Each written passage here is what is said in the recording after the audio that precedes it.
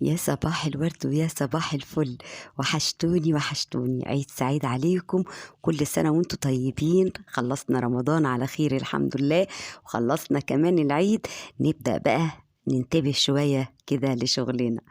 يلا نبدأ كده ونشوف احنا بنعمل ايه. انا نقع البطاية دي في ليمون وبرتقان، عصرة البرتقانة وسايبة كمان القشر بتاع الليمون والبرتقان، ودعكتها وهنديها شطفة حلوة. وجهزنا المية بتاعتها، حطينا طماطماية وبصلاية، وحطينا عود قرفة وكبابة صيني وحبهان، وهنخلي الفلفل الاسود والملح اخر حاجة. عندي الرقبة لما بشيلها بخلي الجلدة بتاعتها في البطاية، وبدخل الجلد كده جوه الرقبة أو جوه صدر البطاية عشان الدسم اللي فيها يعمل لي شوربة حلوة.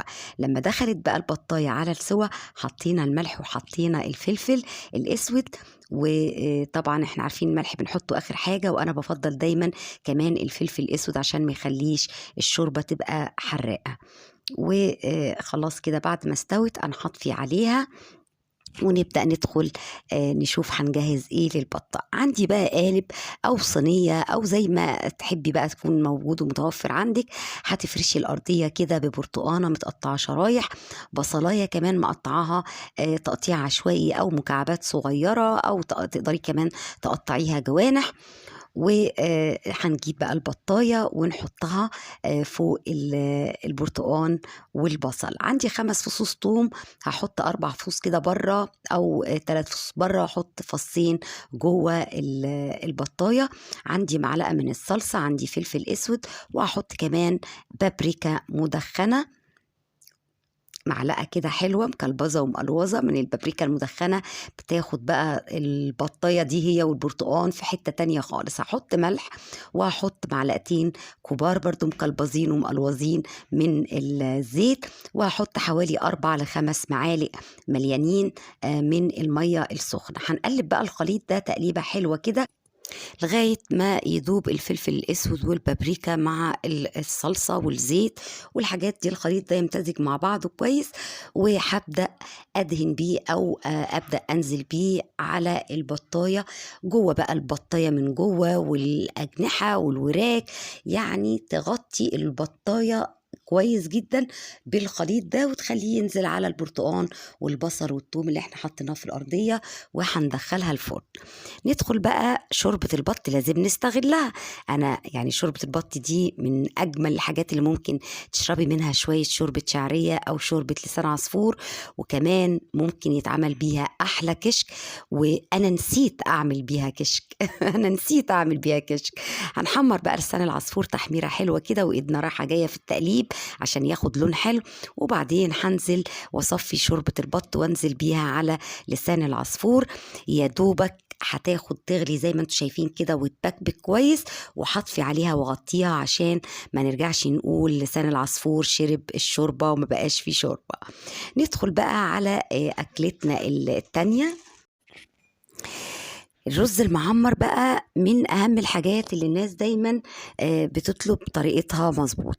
انا المره دي انا دايما بعمله زي ما انتم عارفين في الطاجن الفخار او في البرام او في الدستة. المره دي هعمله في صينيه.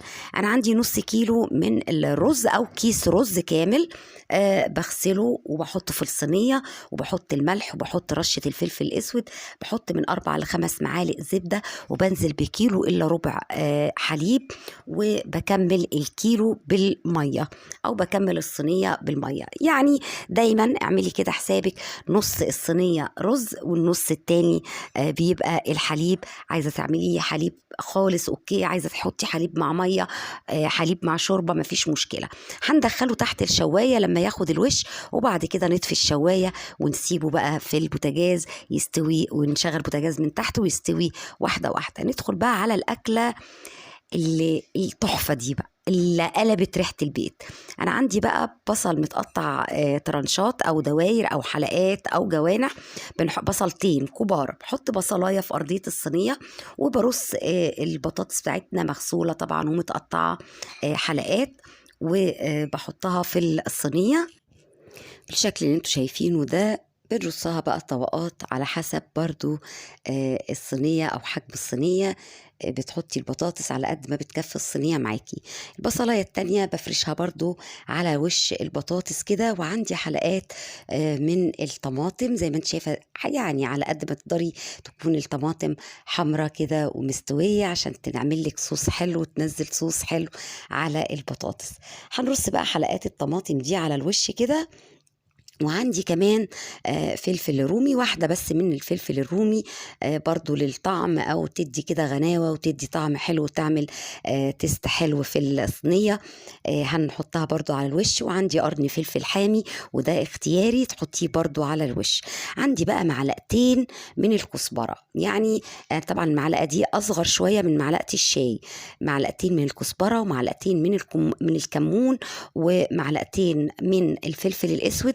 عايزه اقول لك ان الكزبره الناشفه والكمون في صينيه البطاطس البيضه دي بيدوا طعم تحفه تحفه تحفه. جربي وشوفي اصلا ريحه الصينيه دي هتبقى عامله ازاي في البيت، وطعمها عامل ازاي من الكزبره والكمون. هحط ملح وهحط واحدتين من مرقه الدجاج الفوريه، وتقدري تحطي معلقه من البهارات لو ما عندكيش المرقه الفوريه، او اي نوع من المرقه لو مش موجود عندك تقدري تحطي معلقه واحده من السبع بهارات. هنزل بقى بالخليط ده مع ميه، دي ميه بارده عادي، عايزه تحطي ميه سخنه مفيش مشكله. وهنزل بالميه دي على الصينيه كده رش كده او تصبيها فوقيها. وهناخد برضو شوية مية كمان عشان نستفيد بكل التوابل اللي موجودة في الكوباية أو في المج. عندي بقى معلقتين مكلبزين ومقلوزين زي كده يا كلبوزة من السمنة البلدي، أو تقدري تحطي زبدة وتقدري تحطي ليا متسيحة زي ما تحبي، أو سمنة حتى نباتي مفيش مشكلة. هنحط ورقة زبدة وهنحط ورقة فويل، وبحطها على البوتاجاز من فوق مش في الفرن عشان ما تاخدش معايا وقت. وفي الآخر هحطها في الفرن بقى ايه، ندخلها تاخد الوش كده. هنا كانت الصينية خلاص استوت. بصوا بقى الجمال، مش قادرة اقول لكم الريحة، اكيد انتوا حاسين بالريحة. شكل الصينية بيدل على ريحتها، صح ولا لا؟ ريحتها تحفة والله تحفة. هنا دخلتها اخدت بقى ايه وش خفيف كده تحت الشوايه، ما حمرتهاش قوي عشان تفضل طريه ما تنشفش، والوش بتاعها والبطاطس ما تنشفش مني في الشوايه، فاديتها وش كده لطيف. وهنا كانت خلصت صينيه الرز. هخرمها. احنا حطينا زبده في الاول، انا في الطاجن مش بحط الزبده كتير وممكن ما احطش الزبده خالص غير في الاخر، لكن انا المره دي عملتها بطريقه مختلفه وحطيت الزبده مع الحليب ومع الرز في البداية. بس عندي حتت كده من الزبدة صغيرة هدخلها جوه الفتحات اللي أنا عملتها دي. برضو بتدي غناوة وبتدي تست حلو قوي أو طعم حلو قوي لصينية الرز المعمر.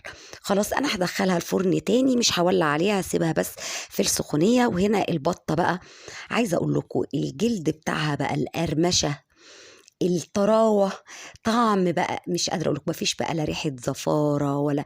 يا جماعة والله العظيم إنك تنقعيها في البرتقان وتنقعيها محلول النقع ده مع الليمون والبرتقان والملح، بس أحلى طريقة تقدري تنقعي بيها البط، يديكي لحم طري وطعمه ولا أروع ولا أروع. مش قادرة أقول لكم. هنا بقى صينية البطاطس، ودي شوربة لسان العصفور بتاعتنا، ودي البطاية والرز المعمر. وده كان أكلنا بعد طبعا الناس اللي كلت فسيخ ورنجة. نرجع بقى للطبيخ. شكرا لكل الناس اللي بتدعمني وبتكتب لي كومنتات كتير، بجد بحبكم في الله. ربنا يخليكم ليا، ما تحرم منكم أبدا ومن وقفتكم جنبي. وده كان فيديو بتاع النهاردة، واشوفكم إن شاء الله في فيديو جديد.